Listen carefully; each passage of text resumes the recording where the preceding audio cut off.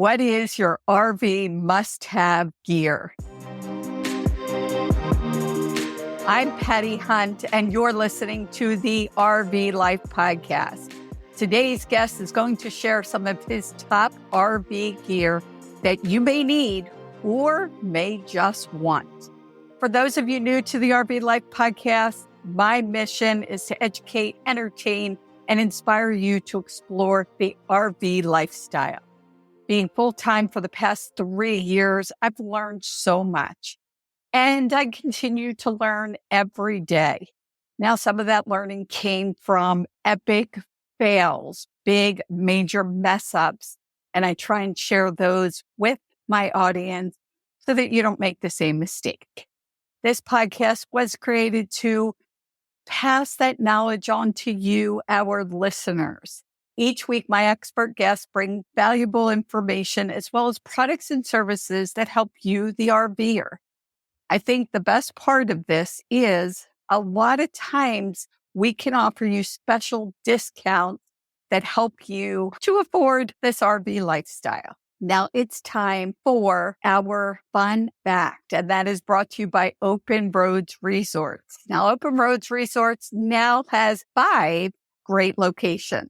They have 2 locations in Montana, 1 in Idaho, 1 in Texas, and their newest location in Omaha, Nebraska. It's called West Omaha KOA, which is the newest addition to the portfolio. And it is great for guests traveling back and forth from the West to the East Coast this summer. You can take a pit stop in Omaha, but I think it's more than just a pit stop place. This campground is highly amenitized for all family members, including the 4-legged ones. It's the perfect scenic setting, close to it all. Open Roads Resorts now has 5 great locations. The fun fact today is more of a tip this week. For those of you that are thinking about selling your RV, whether you're looking for a new RV or you're thinking about stopping the RV life, my friends Tom and Kate from Mortons on the Move wrote an incredibly informative article, and it has great suggestions on how to sell your RV. They talk about finding the right time of year to sell the RV. Certainly taking great pictures and having a great description. They also say to be honest, share honestly what's going on with your RV, share the maintenance records. They talk about pricing it right and where to list your RV. Now, as many of you know, we are selling our Monaco Diplomat, and pricing it and finding where to sell it, I got to be honest, was a challenge. So we were introduced by Patrick Buchanan from RV Life to National Vehicle. And I called National Vehicle and I spoke to Krista. Krista is an amazing person. She walked me through their whole process. She told me everything that National Vehicle will do to help me sell my RV. And I got to be totally honest, any of our RV podcast listeners know I am all about transparency. As she was talking, I was thinking, this is going to cost a small fortune and I'm out. That was my thought. I got to totally be honest. So she walks me through everything that National Vehicle does. They help you price it right. They get all your pictures up and added. They help with the description. They have it posted in 6 different places. So RV Trader, Craigslist, 6 different places. And the best part, she said, was when someone calls about your RV, they have a call center, so they verify those callers.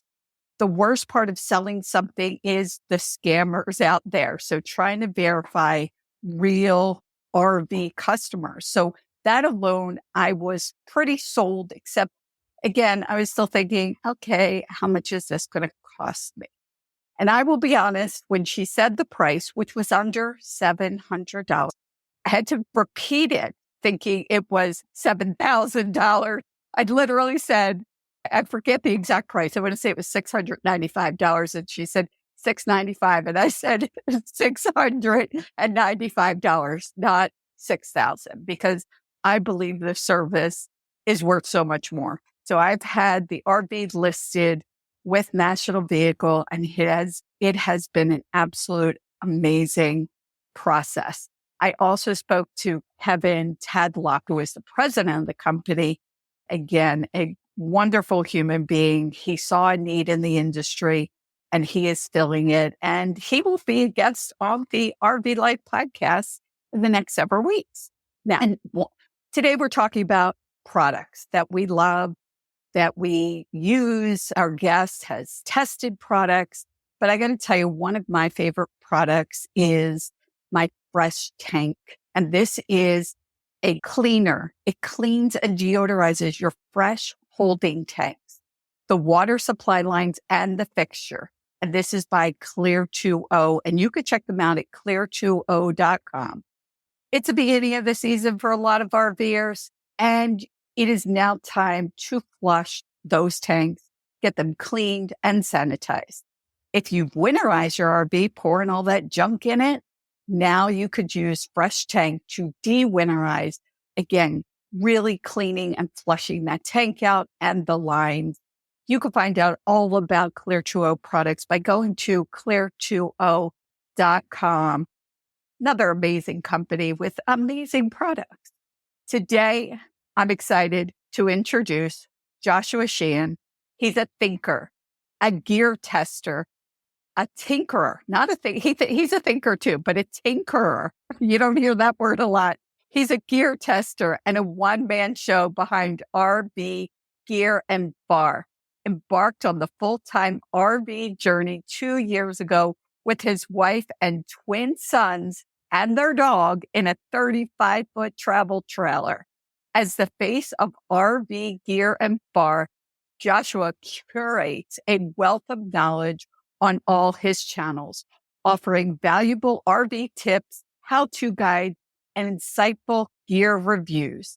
His expertise extends beyond video content, having served as the charismatic host of the RV Entrepreneur podcast and as the driving force behind the RV Content Creators Mastermind Group, fostering a community of like-minded individuals passionate about the RV lifestyle and content creation.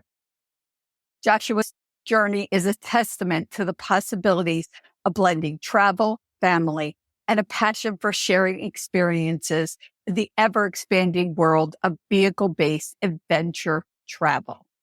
Joshua Sheehan, welcome to the RV Life podcast. Thank you, Patty, for that warm introduction. And I'm excited to continue this conversation. We've talked numerous times offline, and it's finally time to talk online, and I'm grateful for it. I am too, because the conversations that we have, like I have with a lot of my guests, is so informative. We've got to share it with the RV community for sure. Mm-hmm. Now, I want to ask, full-time on the road for the last 2 years, wife, twin sons, and a dog. Take us back to the time where you and your wife had this conversation and you decided to go on the road full-time. What did that conversation, how did it start? What did it look like? Yeah, so my wife was active duty Air Force, and so we had moved around quite a bit overseas in the States since getting married, and it was always in the back of our head of we didn't necessarily know where home was going to be once she got out of the military. And we had actually met when I was doing an internship for college in Idaho. I was working at the military base out there doing an internship with the outdoor recreation program, and my wife was volunteering as a whitewater rafting guide. And they put me up in one of their RVs at their RV park. That was my housing for the 6-month internship. And so I was living in full-time in an RV stationary before I even knew it was a thing. And now looking back on that time, I didn't touch a gray or black tank the entire time. And I'm now knowing better, wondering what kind of havoc I did to that RV and what they set it all up for me. But I didn't have no clue what kind of things I needed to be doing. But I think that might have set the seed. And then a few years later, we were doing the math of how old our boys were going to be when she retired and the fact that we didn't know where we wanted to be. Let's just do a big road trip. And my kids were 8 when we left. And it was 2-part, a big road trip to go see the United States, but also exploring where we might want to settle down.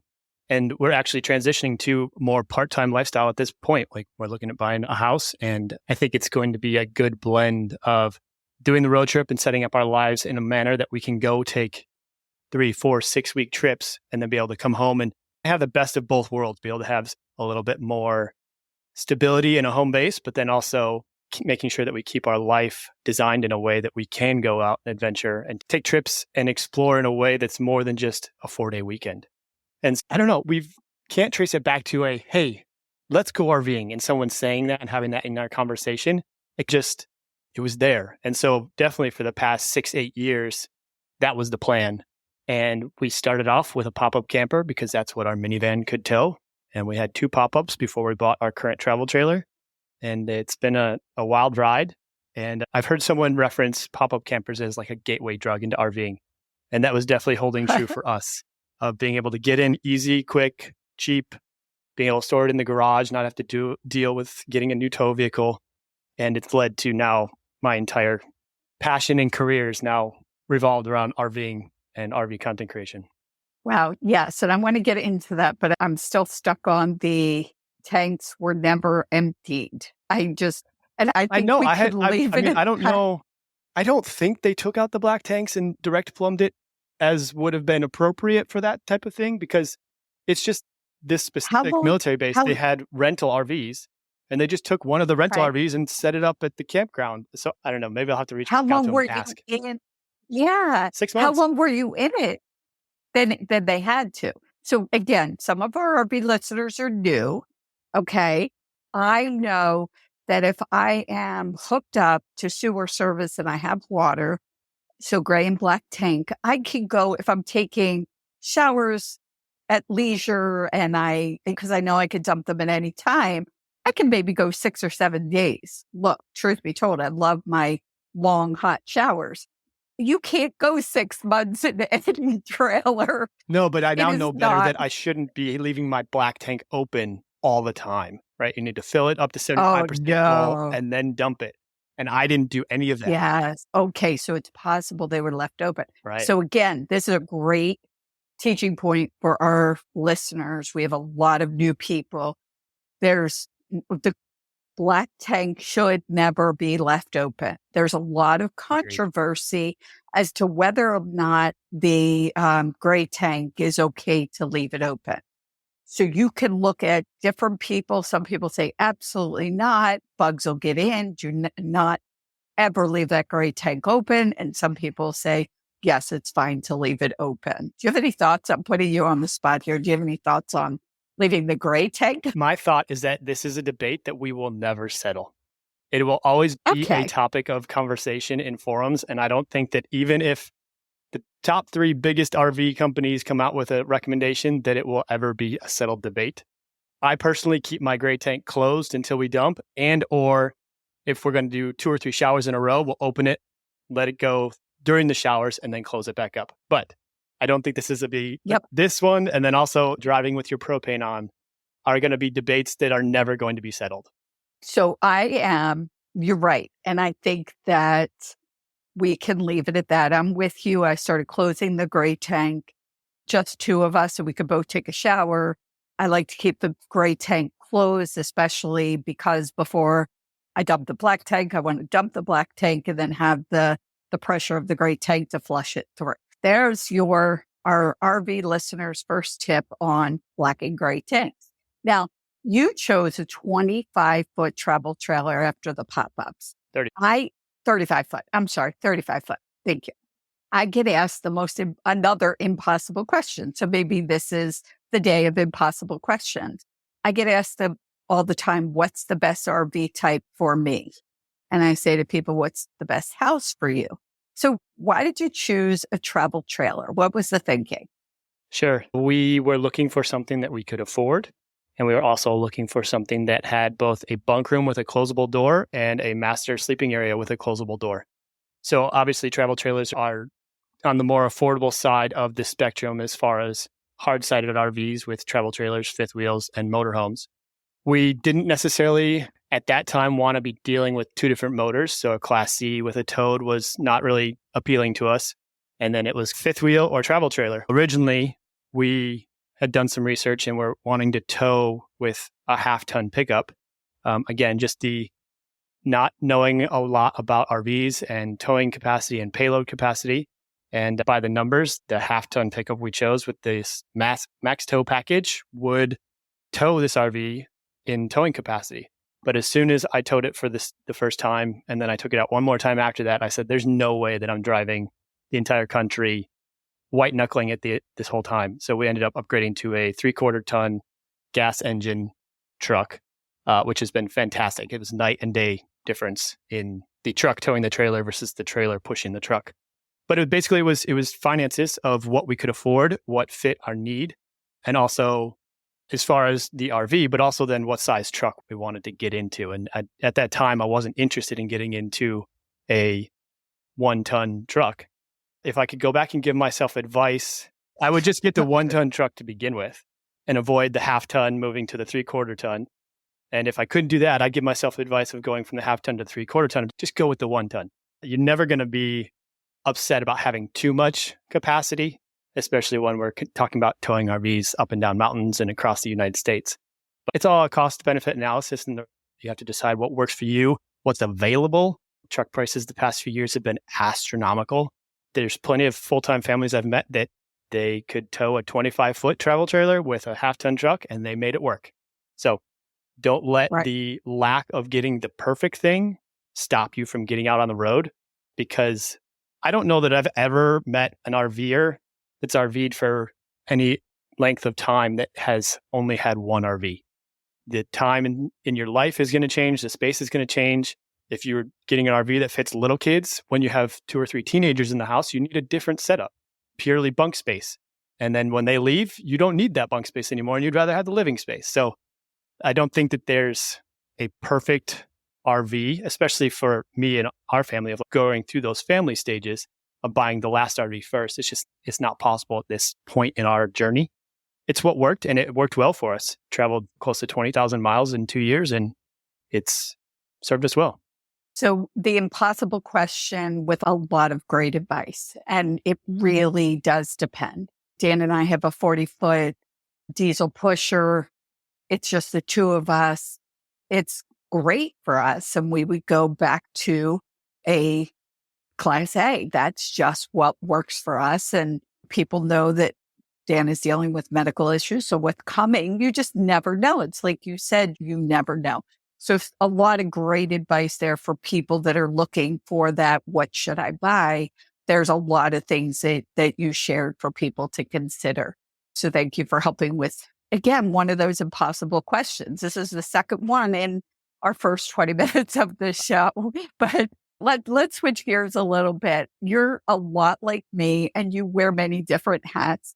When I first was introduced to you, you were the charismatic host of the RV Entrepreneur podcast, and you provided so much incredibly valuable information.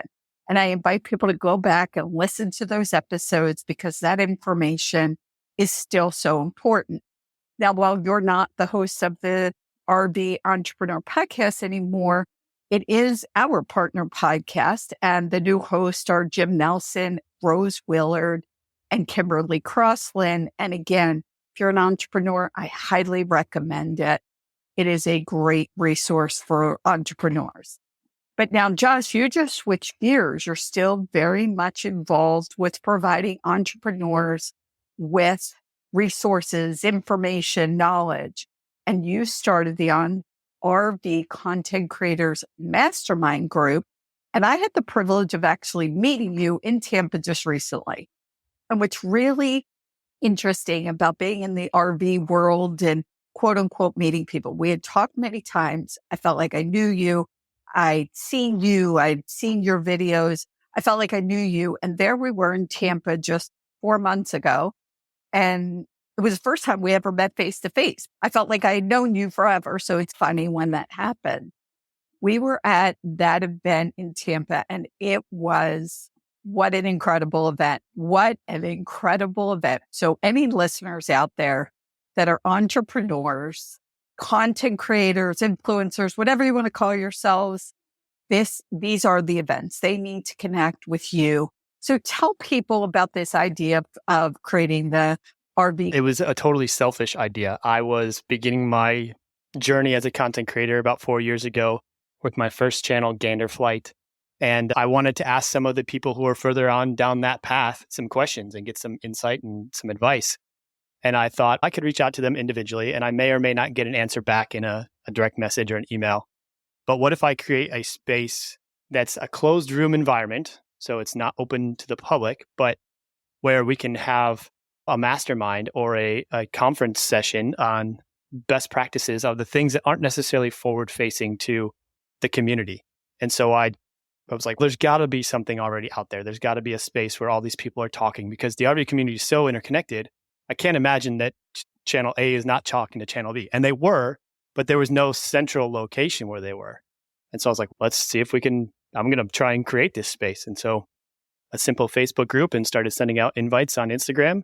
There's now 1,500 content creators in there. And as you pointed out, we're doing in-person events and connecting all the content creators together and also the industry partners. So there's a lot of overlap between brands and aftermarket manufacturers, but there's also not been a lot of historical connection between them and getting them in the same space. And so that's been the goal the past few years. But it basically was selfish. It was like, hey, I want to ask these questions, and I'd also like to crowdsource these answers. Let's create a space for that to happen.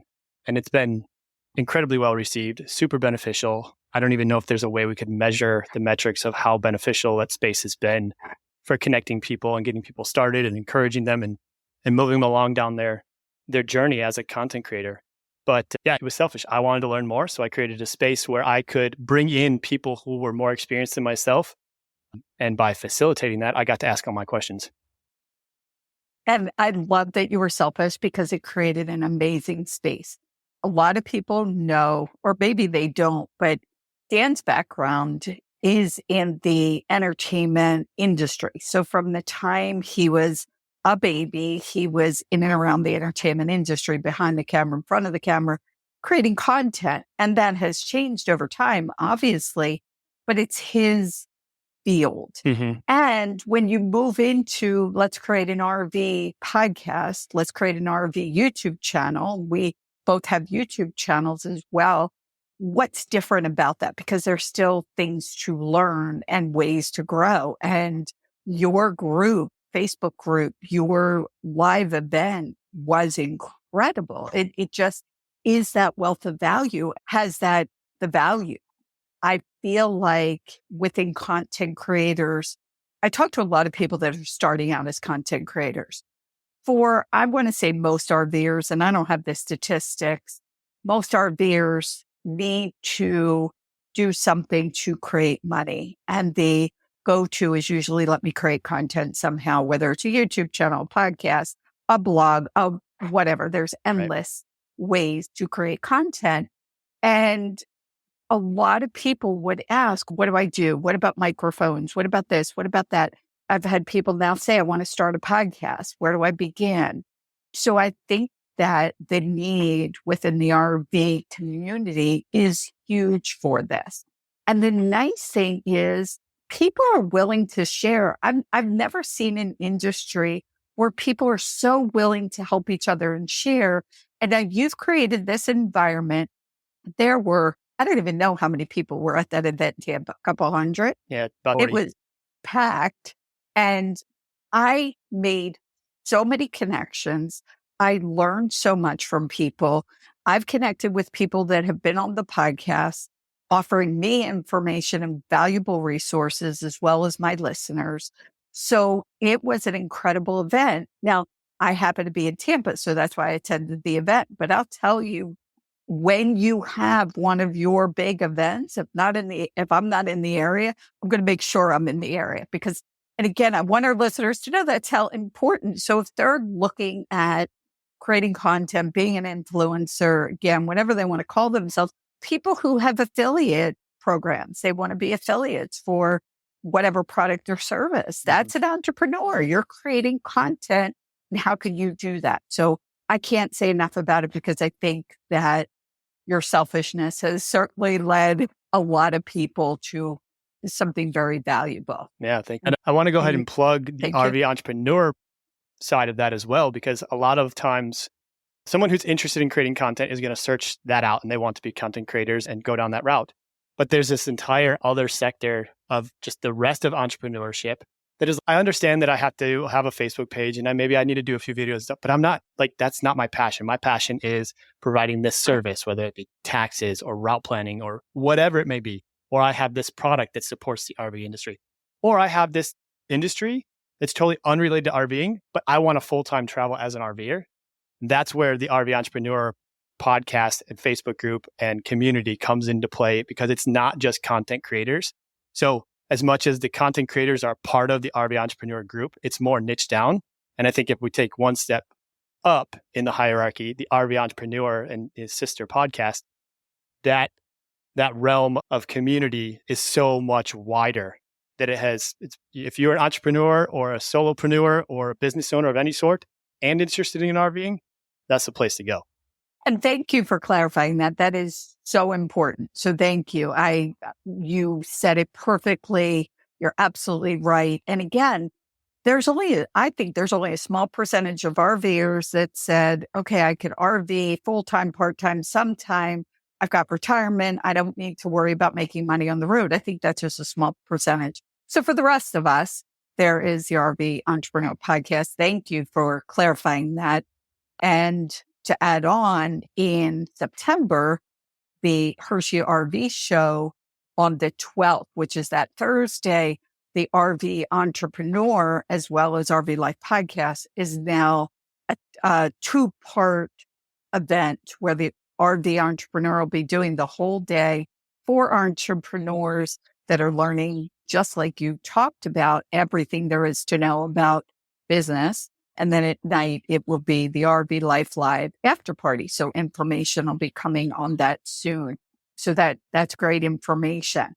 Now let's get into, you are a tinkerer, a gear tester, and a one-man show behind RV Gear and Far. So what is RV Gear and Far? Talk about another selfish reason. How did that get started?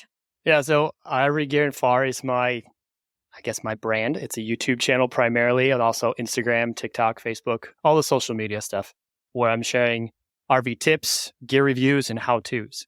And so I really enjoy testing product A versus product B and finding out what's the best use case for an individual user, because the crowd favorite might be perfectly fine for 75% of the RV community, but maybe you fall into that 25% and want to know why you might choose the maybe less popular product for a reason that's going to fit your situation better. And just sharing those insights and those experiments and those perspectives and just gather. The goal is to create a one-stop shop of places to go. If you are looking to make a decision for RV gear, or you'd like to learn some new tips or maybe some hacks of how to make something better, that RV Gear and Far is the place to go. And originally I was doing a lot of that stuff on my prior channel, Gander Flight, but I also had a lot of just regular DIY things. And the reason the RV Gear and Far came about is because I was becoming so varied in the things that I was posting to the previous brand that the audience was a bit confused. They didn't know whether they were getting backyard DIY stuff or RV content. And sometimes, as much as there's a lot of overlap between those two, DIYers being RVers and RVers being DIYers, there's also a lot of disconnect. And through the mastermind group of just talking with other content creators and going to conferences and learning more about YouTube, I decided it would be better to make a more clear lens for the content and say, if it's RV related, tips, gear reviews, and how-tos, then it's going to go here. And then I still have Gander Flight where I can do all the passion projects and the creative outlets that don't necessarily fall into that. But it was just a clear lens for both myself and for my audience of what am I going to get here? And it has been absolutely one of the best decisions I've made. It's absolutely humbling starting over from zero when you've put 3 years into something. But the amount of feedback that I've gotten because of that narrowing and focusing down of people knowing what they're getting when they come has been astronomical. And I think it was long-term the best decision I've made. Yes. And again, that's an entrepreneur, content creator. Starting over is a lot, but I have used the YouTube channel RV Gear and Bar. I've looked at your videos. I've used the content. I've used the information. It is so valuable. And I'm glad you decided to start over and create this because there's so much there. Now, when I asked you to be on the show, I was thinking, and we said, what are we going to talk about? And I'd like to have a little bit of a focus for our listeners, although we often go in different directions as things flow. I wanted to talk about some valuable products. Again, it's May. People are starting out their RV journey. Let's talk about some of the gear that you have used, tested, tinkered with. And I asked you to just come up with 5 of them. So pick one that you want to start with, and let's talk about that gear for our RV listeners. So one of the things that is important to remember is that oftentimes a lot of the content creators, it seems like they are full-time RVers. And a lot of the time when you're investing into gear for full-time RV travel, your budget is a little bit higher because you're going to be using it every day. You're going to be constantly working on it. And so things like a keyless RV door lock are going to be super valuable as a full-time RVer. But if you're going out for 2 or 3, 4 weekends a year, it may not be a good return on investment for you to put a keyless door lock on your RV that's being used less often than a full-time RVer. And so while a keyless door lock is fantastic, that wasn't one of the things we're going to talk about. But I just want to point that out, and that there's a difference between sometimes when you watch a content creator for ideas on new gear that's coming out, make sure that you realign your perspective as to how much you're going to use something versus the cost, financial, energy, time, compared to what you're going to get out of it. And so this first one is in that realm, Micro Air Easy Touch Thermostat. It's a Wi-Fi enabled thermostat that allows me to connect the thermostat in my RV to Wi-Fi and then control it from my phone wherever I am. Now, the reason that I invested into this piece of gear and am also recommending it is because I can control the thermostat anywhere that I've got. And that's super important because we travel with a dog. I can set it up to where it will give me a notification if the temperatures get outside of a certain parameter. And then unlike some of the pet monitoring services that just send you that notification, I can actually go in and adjust that setting. So if the fan's not on, I can turn it on while we're over at a sightseeing event, or granted, you have to have a connection both from the RV and to the RV. But we're getting to the point where that is far more common than uncommon. And so installing this thermostat and replacing the factory thermostat with this Micro Air Easy Touch, being able to control it remotely, especially with having a pet in the RV, was super beneficial. And then the other really easy thing that we use on it all the time is you can set both a low end and a high end. So I can set it up to where if it's cold in the morning, the heat will turn on. And if it's hot in the afternoon, the air conditioning will turn on without me having to manually switch from hot to cold. It just sets those parameters by itself. And then you can set it to switch automatically. Because I know with our prior thermostat, it was either hot and a temperature or it was on cold and a temperature. And if you wanted to switch it, you had to be there to do it, which also means that depending on where you're at and where the RV is and solar exposure, you could leave at 11 and come back at 1 and have gone from needing a little bit of heat to now I need the air conditioning. And again, especially if there's pets involved, it's been a super valuable piece of gear for us. Now, before you go on, and I think this is a great piece of equipment, I just want to say that you do independent testing. People could see these videos on your YouTube channel, RV Gear and Bar. I want to lead people to that. So they're independent. You've tested these. And again, I'd like that you said not everybody needs all these products. So for me, living in an RV, I don't have a pet. I do set the thermostat. If it gets to a certain temperature, the air will kick on. There are times where I leave in the morning and it's 40 degrees and I need some heat. By the afternoon, I need the air. It's not as important for me. The thermostat that I have works fine. So to your point, Right. and I'm not sure what this costs, I think the caution I think we're both trying to make is a lot of people, when they start RVing and they hear about these products, they go out and buy a bunch of stuff, a bunch of gear, and then they say it wasn't necessary. It costs a lot of money. So that's, I think, the caution here. But if you have a pet, or I know there's older people that have somebody that's in the RV more that maybe can't control the thermostat, this sounds like a great product. Mm-hmm. Okay. What's next on your list? The next is ramp levelers. There's a couple companies out there that make these, but they're basically wedges that, especially if you don't have a self-leveling system, so we're talking travel trailers and some fifth wheels, you roll up onto this wedge and it allows you to incrementally stop to get your RV level. We've all seen the stacking Lego blocks by pretty much every RV company out there makes them in every different color. And those are fantastic. I don't think that these would necessarily suit those blocks. Like if you're going to have only one, those blocks are so versatile that you should have those first. But these ramp style levelers are a unitasker. There's really only one thing to use them for, but they do it so well that it is something that I would personally choose to invest in. And so it's basically a wedge that you shove under the wheels, you roll up onto it, and then when you're level, you stop, and then you get out and you chalk the other side. And it just has significantly reduced the amount of time it takes us to level because we don't have to go back and forth. If we're off, we just roll a little bit more. We don't have to go all the way off, add another block, come back in.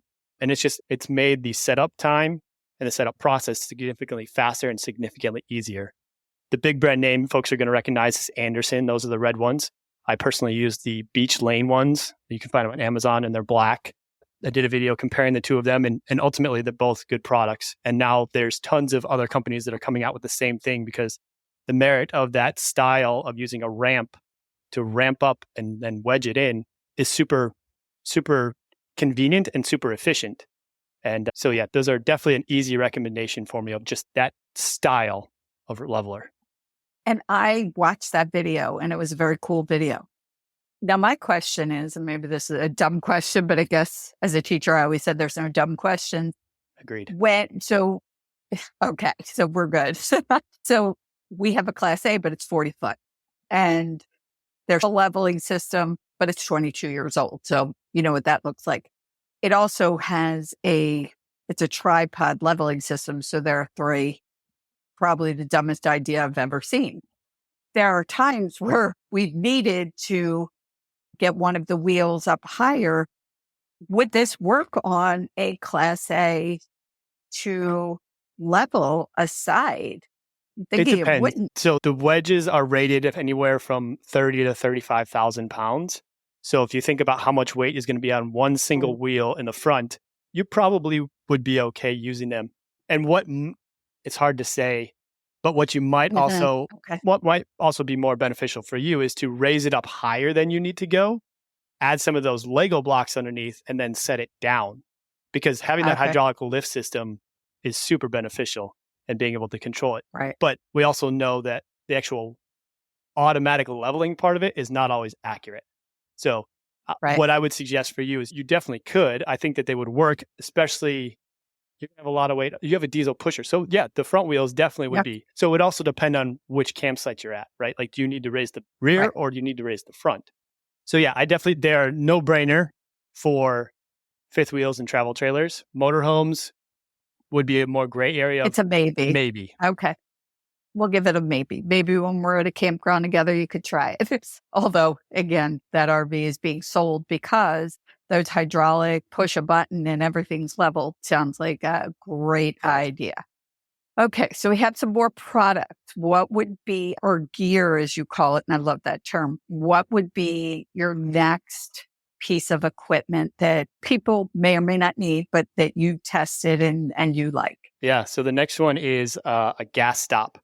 So we hear everywhere you go looking on RV forums, you're going to hear about the necessity for a water pressure regulator, knowing that the pressure of the water supply systems at RV parks throughout the country varies so drastically that you want to make sure you protect that water coming into the RV so you don't blow anything up with pressure in the plumbing lines. But we have not been hearing enough about propane systems. And it may be a diverging topic in the coming years because a lot of RVs are now coming without any propane appliances at all. But the gas stop, it looks like a gauge that would measure the amount of propane in the tank. But that is their major downfall in the product design, is that it looks like that. But actually what it is a manual shutoff switch that if there's a catastrophic event of too high of a flow, there's a manual piston that shuts and it turns off the propane. So you install this at the propane tank. Either there's some for onboard propane and then also for the portable propane tanks. And you install it at the tank, in between the tank and the RV. And then if there's a catastrophic event, this manual shutoff turns off the propane. And I tested it. I hooked up a sacrificial propane hose to my outdoor kitchen and I cut it with a knife and it shut it off. So Wow. it's That's kind of some one of those testing things right where there. you question, why is this not coming? Like, why is this not a standard piece from the factory? And I'm sure Right. there's a bureaucratic answer and politics involved in some way, shape, or form. But it is absolutely a no-brainer for me because who knows what's going to happen as we drive down the road. If you look, you go to an RV show or through the campground, just peek underneath, you could see propane lines running below the frame or attached to the bottom of the frame. And if there's a catastrophic tire blowout or something and that starts spinning around and you happen to forget to turn off your propane, even if you're not running your fridge or anything else, like if there's still propane flowing through those lines, there's a possibility for a catastrophic event. And gas stop is just a Right. manual shutoff valve in event of a propane emergency. So I really like them. Yes, that seems like a simple solution. So we don't hear about catastrophic propane incidences happening often, but when they do, again, it's catastrophic. Right. So why not use something this simple? You're right. Why aren't they being put on at the factory? And again, a lot of the major, I know with the Class A's, they're not really using propane anymore. Very rarely are they using propane. But something I want to add here, and again, this is about gear that is helpful and for safety reasons. There is a National Indoor RV Centers we are very much connected with, and they offer a product that's called ProTang, and it is tube-like. Do you know what I'm talking I about? do. So maybe you could talk more on it, but the way I understand it, I've seen them, I've touched it. It's a tube-like thing. It almost looks like a kid's big, thick glow light type thing. And they are installed on the bottom of the RV. And again, you could probably talk more about this. And if there is heat before a full-on fire breaks out, these things have a system to suppress that heat and that fire in an RV. And I think that is just amazing because we've all seen the RV that goes up very quickly. So do you know about these ProTang? Can you talk? Again, we had I talked can't about talk this, on them but if other you than know, I've seen them at the trade shows and know the basic premise about it is that it's a passive fire suppression system that needs to be custom installed on each RV. It's not something that you can order and then install because it's like seamless gutters. They form it to fit the actual space that they're installing it on, with the idea that when it gets to a certain temperature or heat point, that tube melts and releases the fire suppression inside. okay. And again, I've seen the actual tubes. I've talked to Brett Davis from NIRVC that has these and does install them.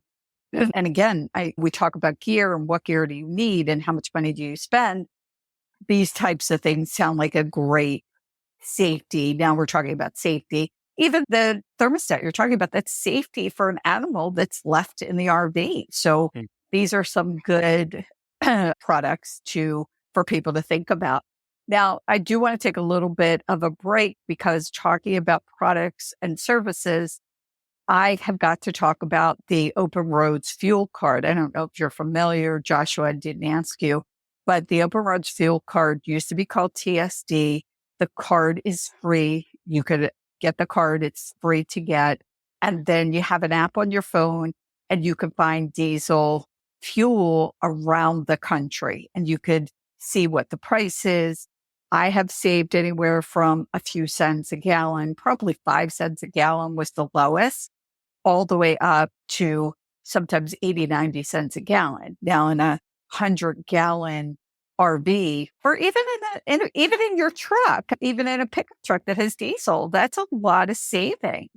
And Dan and I love this card. We had it before we even started our RV journey, and it has saved us so much money. And that's Open Roads Fuel Card. And you could see the link in the show notes. It's openroads.com. But more recently, they came out with the innovative tolling solutions. And that's through Open Roads as well. It covers all 48 states, costs $24 a year. Best part, the concierge service. So if you get that toll fine, like I did in Texas, I did get to the toll message soon enough and I got a fine.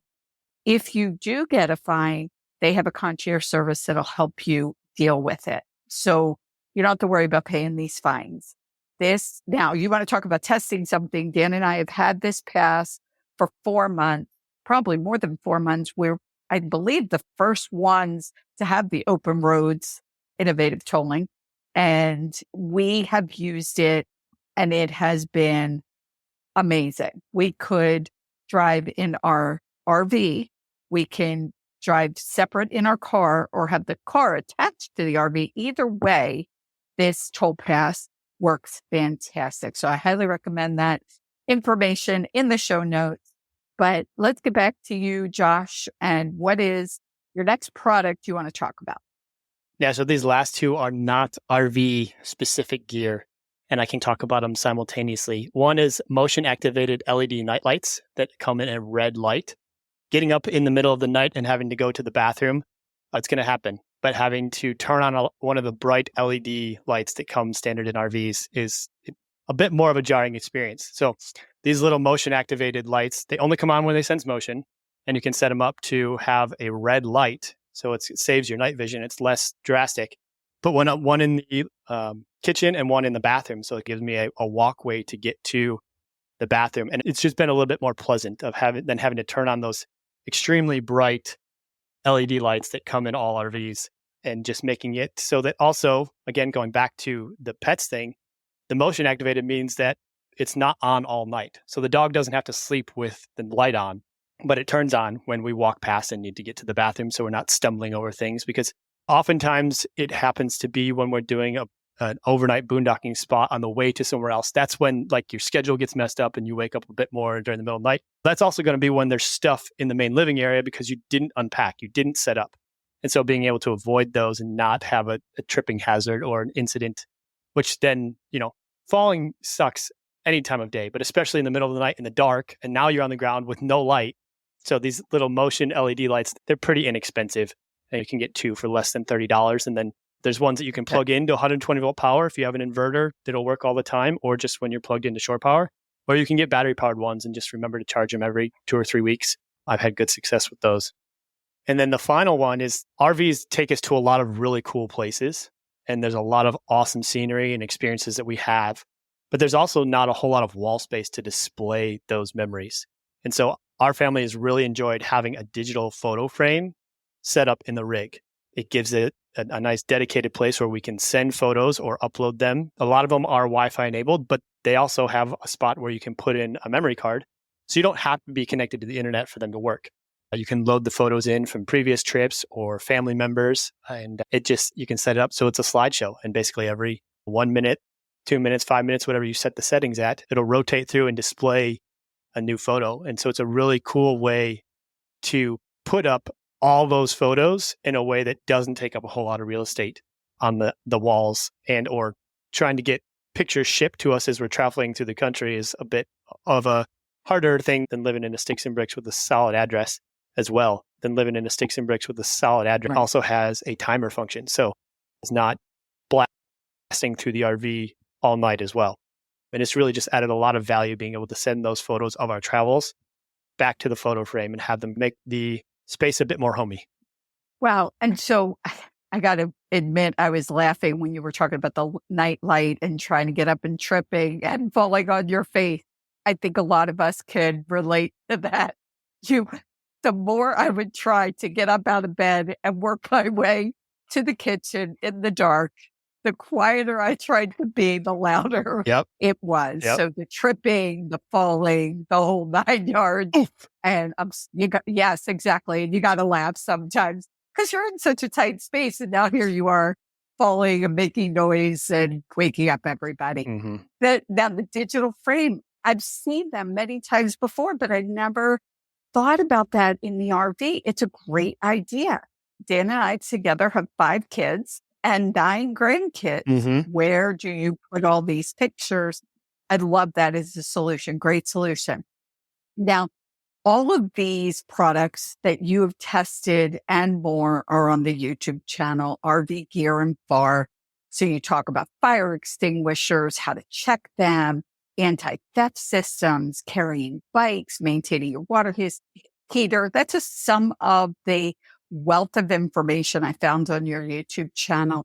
So I encourage our listeners to check out your YouTube channel, which is RV Gear and Bar. And I will put that in the show notes. And we're not done with you yet, but I do want to let our listeners know, is there anywhere else they can get to? You did say, all your different channels. So is there one central location that we can send? The website RV Gear and Far will get you links to all of it, but Facebook, Instagram, TikTok, YouTube, all the social media platforms.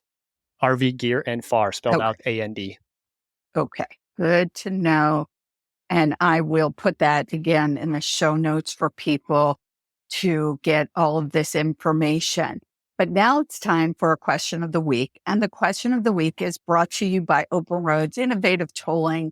Again, that toll pass I talked about, all 48 states. You have to check this toll pass out. All of the information in the show notes. Today's question came from Christian W. of Pottstown, PA. And I met him and his family standing in line at the ice cream shop. Yes, I needed an ice cream sundae. And a lot of times people stop me because the Jeep has Montana license plates. I could talk about that in another time. But he said, "Hey, are you from Montana?" No, we have a business there. That's where our RV and Jeep are registered. But anyway, we got talking and they're going full time. Now, it just seems like the theme of this RV Life podcast episode of the almost impossible questions. And between you and I, Joshua, maybe we could come up with some answers for Christian and his family. And the question was, how much stuff should we put into a storage unit in the event that the full-time RV thing doesn't work out? Joshua, I'm going to throw that to you first. Well, thanks for that. Thank you so much. Shaking your head.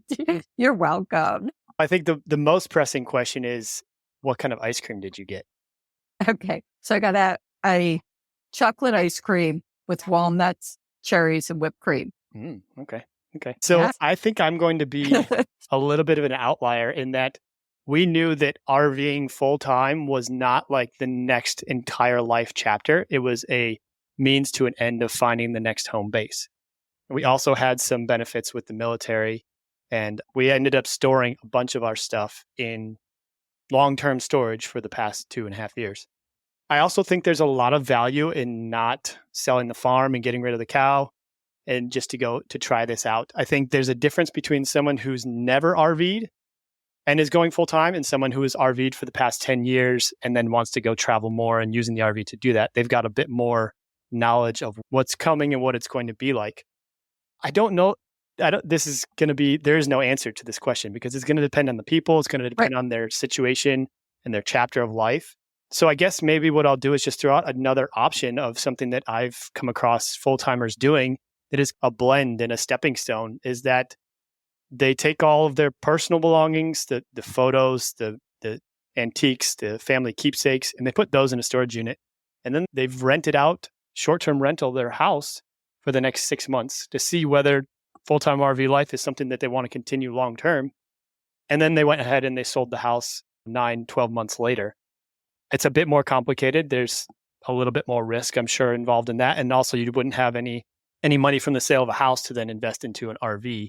So there's a lot of levers to pull and ways we could go about this, but maybe just throw that out as another option, is maybe you can stair step yourself into it, rent out your house, and then also have that option that if you don't like it, you can go back. Because as many case scenarios as we've seen of people that have never RV'd before, they never even owned a pickup truck, but they bought a 1-ton dually and a 45-foot fifth wheel, and they just sold everything and hit the road and are loving it.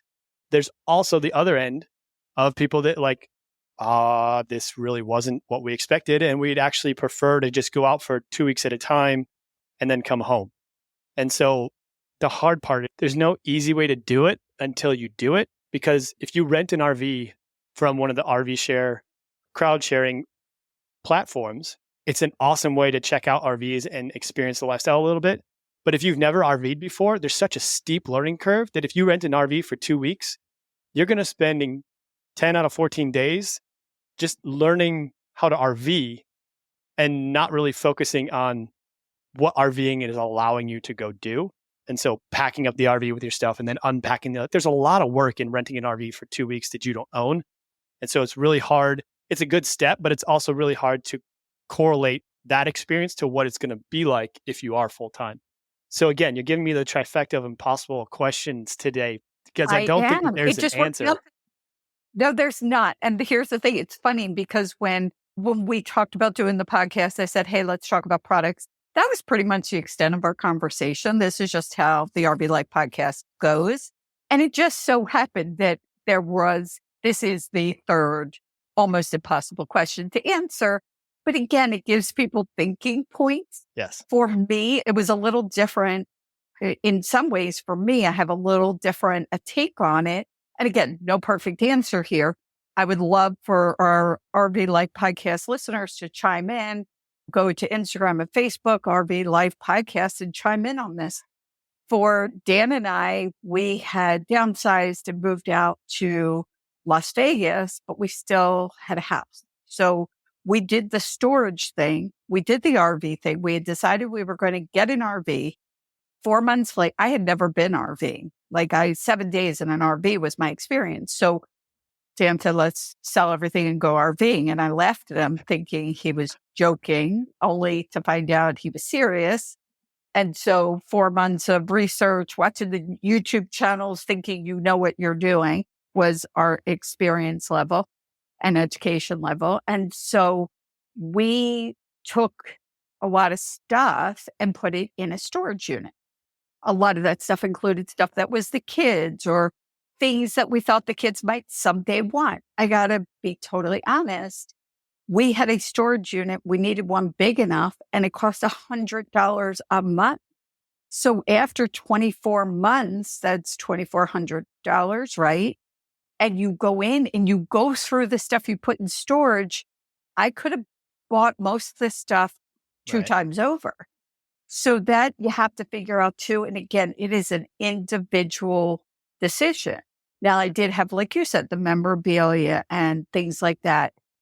I also found where a lot of stuff that I was keeping and thought I wanted and someday somebody would want, I ended up getting rid of because nobody wanted it. So there's, again, those things to consider. Is it worth $50 to $100 a month? It may be. You may have expensive pots and pans and whatever. But again, a lot of times for me, I just knew that I could have bought most of that stuff a number of times over. We did sell the house, so we didn't have a house to rent to keep some of that stuff in. So there are a lot of options, and I don't know that there's any one answer. And a lot of times you say, I wish I had done that after. That's the answer to that. But if our RV community and your community wants to chime in, that would be great to hear different thoughts on this third impossible question of this episode. And I'll throw in something that we did. Is that U-Haul brand has their own storage units, climate controlled indoor storage units.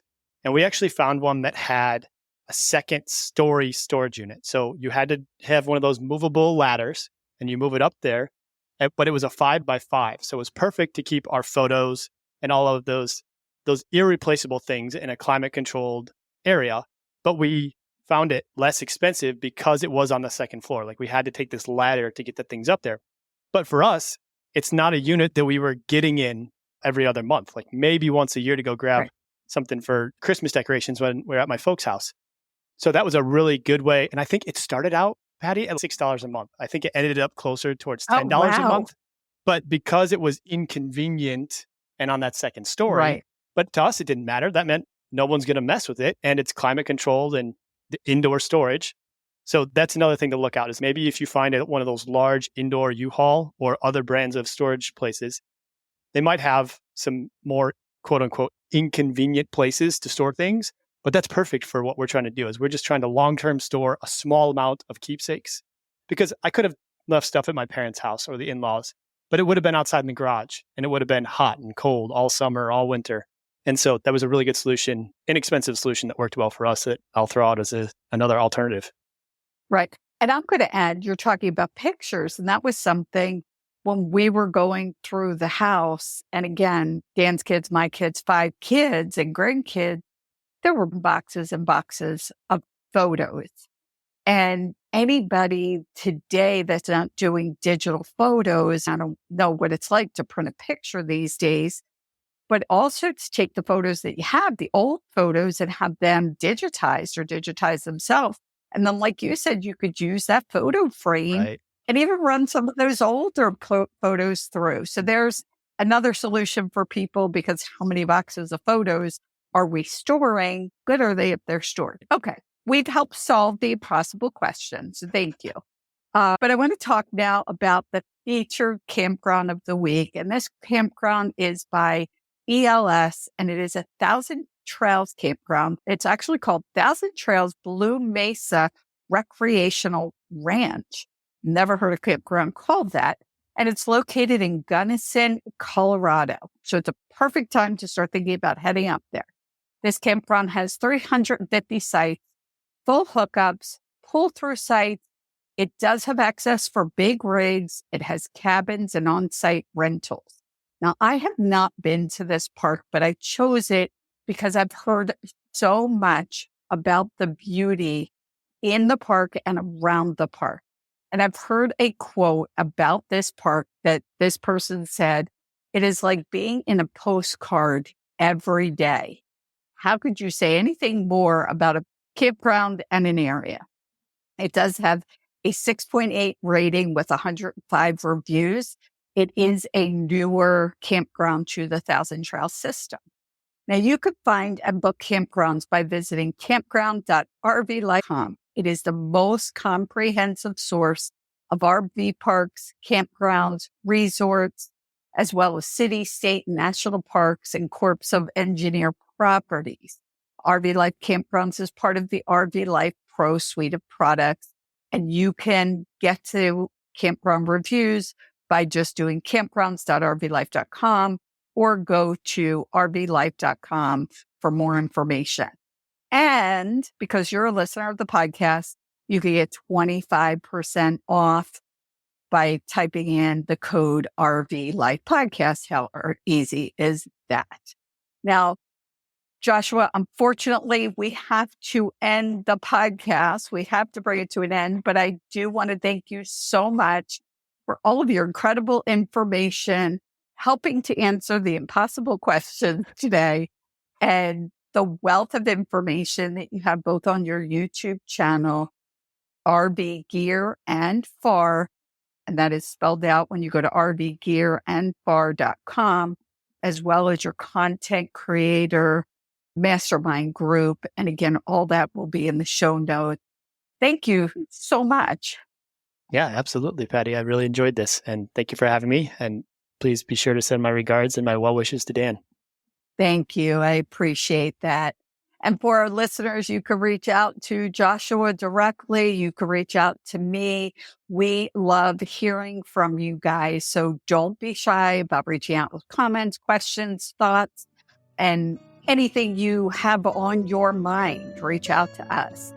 And on that, I'm going to say you've been listening to the RV Life Podcast. I'm Patty Hunt, and I want to remind you to have a great rest of today and an even better day tomorrow.